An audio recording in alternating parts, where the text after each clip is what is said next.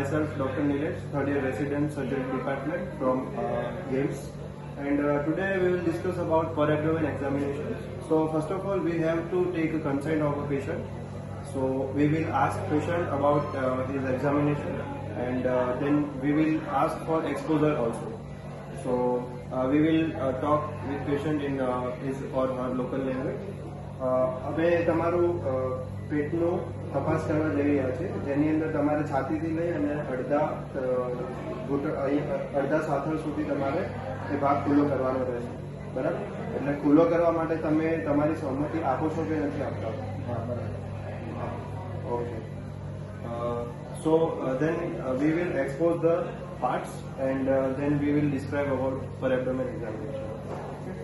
So first of all we have to flex the knee. घुटन वाली तो बंद है, पेटનો ભાગ થોડો ખુલ્લો કરો. So first of all we have to do inspection. In case of inspection we have to examine from mid chest to mid thigh.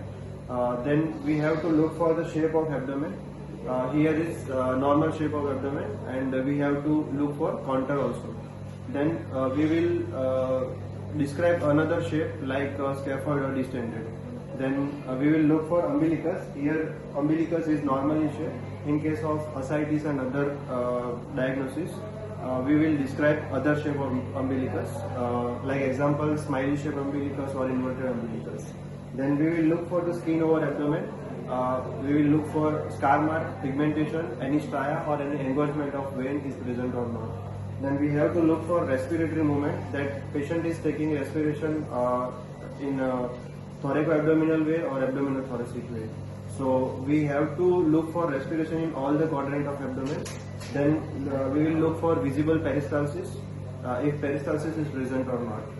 Then we have to look for any pulsatile movement, then any visible swelling. We will describe swelling in a case like we will look for site, then extent, then shape and surface, margin or movement. Then we have to look for any hernial site, any swelling.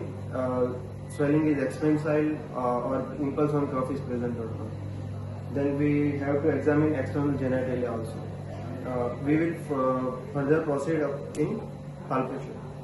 So we have to do palpation in two ways. First one is superficial palpation and second one is deep palpation. In case of superficial palpation, we have to look for temperature. By dorsum of hand, we will palpate abdomen and compare it with other parts of the body. Then any superficial tenderness is present, then we have to feel abdomen. Abdomen is either soft or elastic. Elastic and soft is normal. We have to look for muscle guarding and rigidity. Then we will do deep palpation. On deep palpation, we have to look for different points. So I will show you some points here. So there are some points. Here is gastric point. Then here is duodenal point. Here is gallbladder point. Then fourth one is McBurney's point. Fifth one is amoebic point. And sixth is at the behind, at the renal angle. The angle joining erector spinae and 12th teeth. So there are the six tender point which we will have to palpate in deep palpation. Percussion. On normal percussion, we will hear tympanic knot. Then we have to look for shifting dullness, any fluid thrill or any succussion splash over abdomen in case of ascites.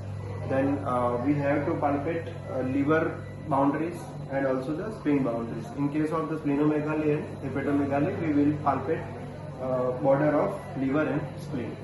On auscultation, we have to auscultate the sound of intestine. That is normal sound is borbod. We have to auscultate abdomen. That is we have to auscultate about peristaltic sound present at abdomen. Any groove or any venous hum is present or not. Demonstrate palpation by palpating his abdomen. So kindly point out here. So we will start from RIF and we will go further toward the LIF, then we will go further toward the left hypochondric region, then we will go up to the epigastric and in RHC region. So we have to palpate by this pulp of finger. We have to palpate like this, in this direction, then in this direction, then in this direction, then in this direction. We have 9 quadrants in our abdomen. Sometimes we can palpate abdomen from RIF to RHC, then epigastric, then hypogastric, then LIF, then left hypochondric region.